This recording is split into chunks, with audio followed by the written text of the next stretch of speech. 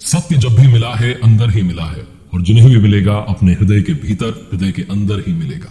इस चैप्टर में भगवान श्री कृष्ण एक बार फिर से ज्ञान योग और निष्काम कर्म योग को कंपैरिजन करते हैं और साथ में बताते हैं कि एक जो साधक होता है, जो अभ्यास करता है, उसकी सही परिभाषा क्या है, सही तरीका क्या है। वो कहते हैं कि जब भक्ति के साथ में कोई भी काम होता है तो मन शुद्ध हो जाता है, और जो अंदर से एक स्पिरिचुअलिटी आनी चाहिए उस फीलिंग को बढ़ाता है।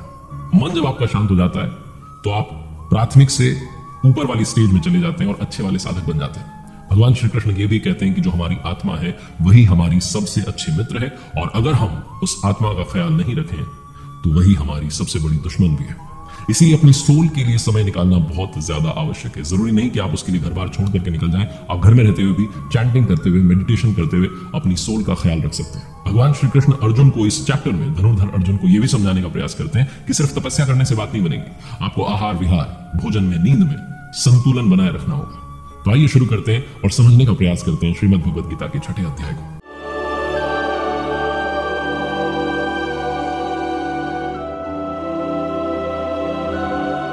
छठे अध्याय की शुरुआत में भगवान श्री कृष्ण अपने सखा, अपने मित्र धनुर्धर अर्जुन से कहते हैं कि कर्म फल के आश्रय से रहित होकर, यानी कर्म करते हुए किसी प्रकार की जो कामना ना रखे, इच्छा ना रखे, जो कर्म करने वाली प्रक्रिया है उसे करता है, वही सन्यासी है, वही योगी। लोग कहते हैं हमने अग्नि को त्याग दिया, हम सन्यासी हो गए। बहुत सारे लोग बहुत सारी तरह तरह की बातें करते हैं। तो भगवान श्री कृष्ण यहां पर स्पष्ट करते हैं कि लोग ऐसा कहें कि मैं तो ज्ञानी हूं, मैं सब जानता हूं, मैं तो आत्मा हूं, और कर्म आरंभ ना करे, करने योग्य क्रिया ना करे, तो वो सन्यासी नहीं है। श्री भगवान उवाच यदा हि इंद्रियार्थेषु न कर्म संसज्जते सर्व संकल्प सन्यासी योगारूढ़स्तदुच्यते। जिस काल में पुरुष ना तो इंद्रियों के भोगों में आसक्त होता है, ना कर्मों में आसक्त होता है, उस काल में, उस समय में सर्व संकल्प सन्यासी, जहां पर संकल्प नहीं उठता है, कोई इच्छा नहीं रह जाती, वही सन्यास है। सन्यास जो है वो रास्ते का नाम नहीं है, वो मंजिल का नाम है। रास्ते में सन्यास नाम की कोई वस्तु नहीं होती। सन्यास की जो परिभाषा है वो यही है कि जब आपके जितने भी संकल्प हैं वो खत्म हो गए हैं, सर्व संकल्पों का न्यास हो गया है, तभी जाकर के वो व्यक्ति, वो पुरुष, नर है या नारी, सर्व संकल्प सन्यासी बनता है। अब आगे बढ़ते हुए भगवान श्री कृष्ण जीवन का सार समझाते हैं। श्री भगवान उवाच उद्धरेत्तात्मनात्मानं नात्मानं वसादयेत् आत्मेव ह्यात्मनो बंधुरात्मेव रिपुरात्मनः। हे अर्जुन, मनुष्य को चाहिए कि अपने द्वारा अपना ही उद्धार करे। जैसा मैंने पहले भी कहा कि इंसान गिरना चाहे तो राक्षसों से नीचे गिर सकता है, और उठना चाहे तो देवता से ऊपर उठ सकता है। यही बात भगवान श्री कृष्ण अर्जुन को समझाते हैं कि इंसान को चाहिए, मनुष्य को चाहिए कि अपने द्वारा अपना उद्धार करे, अपनी आत्मा को अधोगति में ना पहुंचावे। लोग कहते हैं कि एक नरक है, एक पाताल है, बहुत बड़ा सा गड्ढा, ऐसा नहीं है। नरक का मतलब है जो दूसरी योनियां हैं, जिसमें पशु हैं, पक्षी हैं, जंतु हैं, अपनी आत्मा को उस फेर में ना फंसावे। ये जो मनुष्य जीवन मिला है, इसमें अपनी आत्मा का उद्धार करे, क्योंकि ये जो जीवात्मा है यही हमारा मित्र है और यही हमारा अपना शत्रु भी। ये कब मित्र बनता है और कब शत्रु बनता है, इस पर आगे एक्सप्लेन करते हुए श्री भगवान उवाच बंधुरात्मात् मनस्तस्य येनात्मेवात्मना जितः अनात्मनस्तु शत्रुत्वे वर्तेतात्मेव शत्रुवत्। जिस भी पुरुष द्वारा, नर या नारी द्वारा, मन और इंद्रियों सहित अपने शरीर को जीत लिया गया है, उसके लिए उसी का जो आत्मा होता है, उसी की जो सोल होती है, वो दोस्त बन जाती है। और जिसने अपने मन को, इंद्रियों को नहीं जीता है, उसके लिए वो जो आत्मा है वो शत्रुता में बरतती है, वो शत्रु होती है, वो फ्रेंड नहीं होती है। क्योंकि श्रीमद् भगवद गीता में लिखा है कि इस आत्मा को न तो शस्त्र काट सकते हैं, न अग्नि जला सकती है, न वायु सुखा सकती है, ये अमृत स्वरूप में बदलने वाली नहीं है, और वो आत्मा हम में है।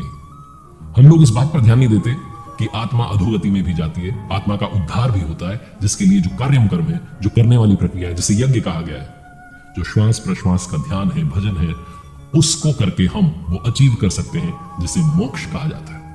जो आत्मा आपका साथ देती है, जो अनुकूल हो जाती है, जो आपके फेवर में होती है, उसकी सिम्टम्स बताते हैं, उसके लक्षण बताते हैं। श्री भगवान उवाच जितात्मनः प्रशांतस्य परमात्मा समाहितः शीतोष्ण सुख दुखेषु तथा मानापमानयोः। सर्दी गर्मी सुख दुख मान अपमान में जिस मनुष्य का मन भली प्रकार से, अच्छी तरीके से शांत हो गया है, ऐसे जो पुरुष हैं, जो नर या नारी हैं, वो परमात्मा में हमेशा स्थित है, वो कभी अलग नहीं होते। जितात्मा यानी कि जिसने अपने मन को, इंद्रियों को जीत लिया है, जिसकी वृत्तियां शांति में प्रवाहित हो गई हैं, यही जो अवस्था है, ये आत्मा के उद्धार की अवस्था है। अब बताते हैं कि ध्यान करने का सही तरीका क्या है। अगर आप मेडिटेशन करना चाहते हैं, अभ्यास करना चाहते हैं, योग करना चाहते हैं, भजन करना चाहते हैं, तो क्या सही तरीका है, किस तरीके से बैठना चाहिए, किस तरीके का आसन होना चाहिए, इस 6ठे अध्याय में सब कुछ समझाते हैं। श्री भगवान उवाच शुचो देशे प्रतिष्ठाप्य स्थिरमासन मात्मनः नात्युच्छ्रितम नाति नीचम चैलाजिन कुशोत्तरम। शुद्ध भूमि में अपनी जगह को साफ करके, कुश हो गया, मृक्षाल हो गया, इससे भी अच्छे रेशमी ऊनी वस्त्र है, छोटा तख्त है, उसको बिछा करके अपने आसन को ना तो ज्यादा ऊंचा रखना है, ना एकदम नीचा रखना है, स्थिर स्थापित करना है।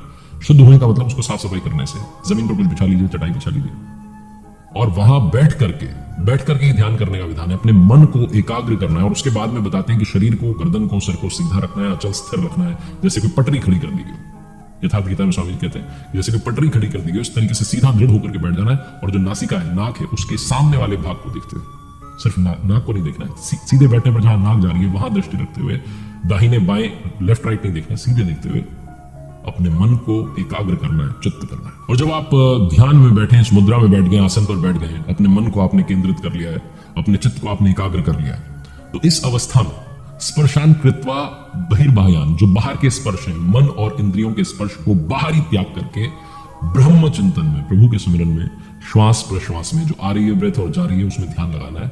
जब मन आपका वहां लग जाता है तो बाहर का स्मरण नहीं होगा, आपको बाहर के विचार नहीं आएंगे।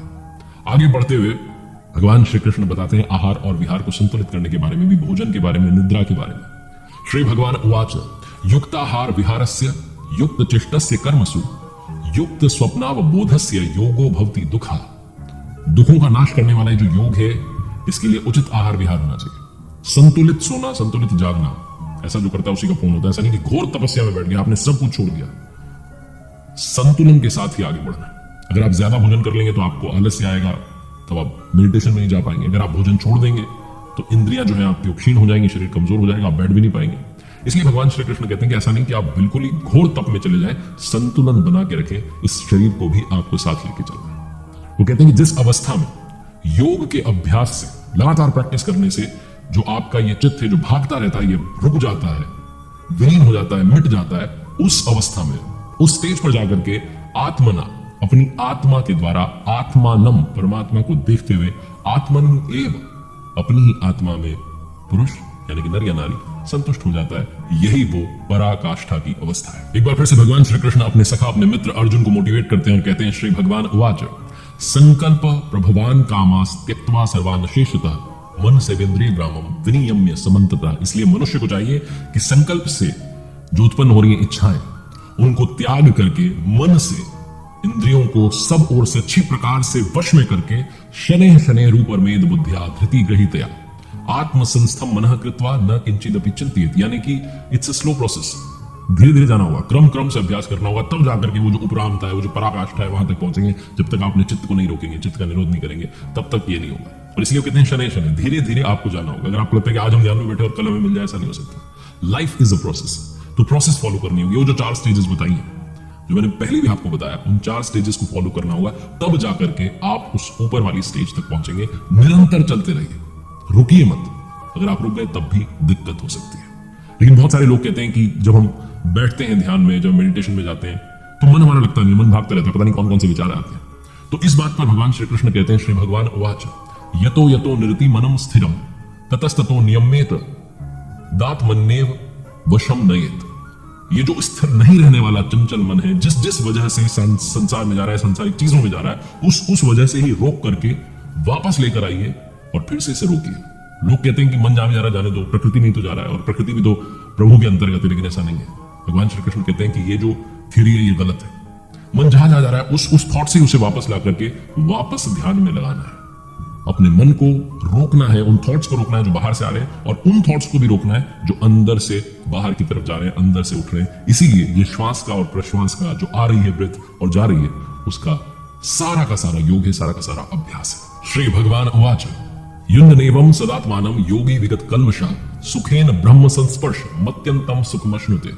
भगवान श्री कृष्ण कहते हैं कि जो पाप से रहित है, जिसके आसपास अब पाप नहीं है, जो निरंतर इस अभ्यास में लगा हुआ है, अपनी आत्मा को उसी रास्ते पर लेकर के चल रहा है, वो सुख के साथ, पर ब्रह्म परमात्मा की प्राप्ति के साथ, अनंत आनंद की, जो असीमित आनंद है, उसकी अनुभूति करता है। इसीलिए भजन, मेडिटेशन, ध्यान, योग, अभ्यास, जो आप कहना चाहते हैं कहिए, वो कंपलसरी है, वो अनिवार्य है।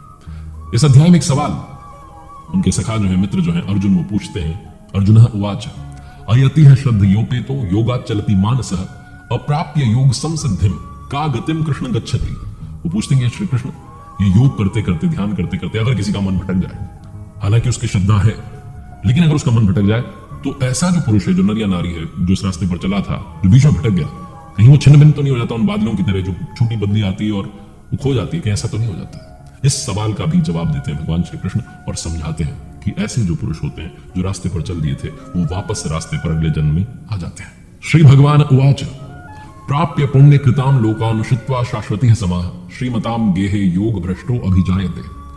जिसका मन चंचल हो गया था, जो रास्ते से भटक गया था, जो योग भ्रष्ट हो गया था, वो साधक अगले जन्म में पुण्यवानों के लोक में वासनाओं को भोग करके, जिन वासनाओं को लेकर के वो योग भ्रष्ट हो गया था, भगवान उसे थोड़ी नहीं सब कुछ दिखा सुना देते हैं, उन्हें भोग करके, जिन इच्छाओं की वजह से वो रास्ता भटक गया था, जहां इच्छाएं बीच में आ गई थी, वो इच्छाएं अगले जन्म में पूरी करके वापस प्रभु उसे अपने ही रास्ते पर ला देते हैं। वो शुचि नाम श्रीमताम, यानी कि जो शुद्ध आचरण वाले श्रीमान पुरुष होते हैं, उनके घरों में जन्म लेता है। चाहे वो किसी परिवार में ऐसे अच्छे कुल में जन्म ले या फिर किसी अच्छे महापुरुष के आश्रम में आकर के साधक बन जाए, भगवान उस साधक को वापस अगले जन्म में अपने रास्ते पर लेकर के आ जाते हैं। इस बात का विश्वास भगवान श्री कृष्ण अपने सखा अर्जुन को देते हैं और हम सबको ये बताते हैं कि हम भी ये ना सोचें कि कहीं हम भटक तो नहीं जाएंगे, हम वापस उस रास्ते पर आ जाएंगे, लेकिन ख्याल रखिए, ध्यान रखिए, विचार कीजिए कि आप उसी रास्ते पर चलते रहे, अपने मन को चंचल ना होने दें।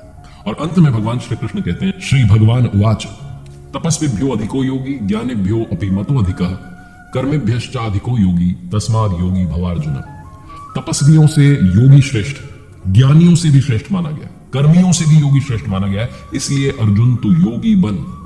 तपस्वी मन सहित इंद्रियों को उस योग में ढालने के लिए तपाता है, हालांकि अभी उसमें योग ढला नहीं है। कर्मी जो है उसको डिफाइन करते हैं, कहते हैं कर्मी जो है इस नियत कर्म को जान करके, साधना को समझ करके उसमें प्रवृत्त होता है, लेकिन ना तो अपनी शक्ति समझ करके आया है और ना वो समर्पण के साथ आया, वो सिर्फ कर रहा है, इसलिए वो कर्मी है। ज्ञानी जो है, ज्ञान मार्गी जो है, वो सब कुछ समझता है, उसकी लाभ हानि की जिम्मेदारी उस पर होती है, उस पर दृष्टि रख करके चलता है। और जो योगी होता है, जिसे निष्काम कर्म योगी का है, वो पूरे समर्पण के साथ कि प्रभु अब आप ही देखें, अब आप ही संभालें, इस थॉट के साथ में मेडिटेशन के लिए आता है, योग के लिए आता है, ध्यान के लिए आता है। उसके योग के क्षेम की, योगक्षेम की जिम्मेदारी, उस योग का कहां पर जाकर के वो पहुंचेगा, कब उसकी पराकाष्ठा होगी, उसकी जिम्मेदारी भगवान ले लेते हैं। इसलिए जो योगी है उसे सर्वश्रेष्ठ कहा गया है, जिसे वो चाहता है उसे संभालने की जिम्मेदारी भी उसी को सौंप देता है। इसीलिए भगवान कहते हैं कि योगी मुझे उनसे भी श्रेष्ठ लगता है। इस छठे अध्याय में 6th चैप्टर में गीता के, श्रीमद् भगवद गीता के, भगवान श्री कृष्ण ने अभ्यास योग को समझाने का प्रयास किया, इसीलिए इसका नाम अभ्यास योग नाम 6वां अध्याय है।